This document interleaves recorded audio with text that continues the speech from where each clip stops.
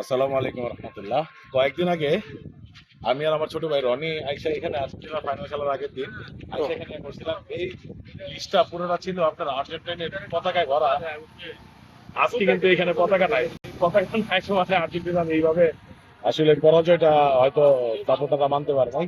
যাই হোক, সেটা বড় কথা না, বড় কথা হচ্ছে এই যে পরিবেশটা দেখেন, এত সুন্দর জায়গা আমাদের আসলের ভিতরে। আমরা কিন্তু অনেকে জানি না, সরি আমাদের দামরের ভিতরে, আমাদের আসলের একেবারে পাশে, আমরা অনেকে জানি না এত সুন্দর একটা জায়গা। তো এই যে এখানে আইসা ভিডিও করতেছে, এইটাই কারণ। এমন পরিবেশে যদি মানুষ মাঝে মাঝে ঘুরতে আসে, তাহলে মানুষের মন মাইন্ড ফ্রেশ হয়ে যাবে। একদম একটা ফ্রেশ একটা মাইন্ডের জন্য এইখানে আসা আমি মনে করি উচিত। শুধু এই পাঁচটাই না, যদি এই পাঁচটা দেখাই, এই পাঁচটা কিন্তু সেম সেম। এটা হচ্ছে আপনার এই যে শরীফবাগে যাওয়ার রোড, আমাদের গোলাপীর মাজারের যে রোডটা আছে, এটাতে আপনারা অনেকেই চিনেন এই জায়গাটা। সামনে হচ্ছে বড় ব্রিজ, যে ব্রিজটাতে আমরা সবাই এসে ছবি ভিডিও করি, এই ব্রিজটা। তো যাই হোক, এখানে মাঝে মাঝে আসবেন, আসলে একদম একটা ভালো মাইন্ড থাকবে, একদম মনটা ফ্রেশ হয়ে যাবে। সবাইকে ধন্যবাদ। আসসালামু আলাইকুম রহমতুল্লাহ।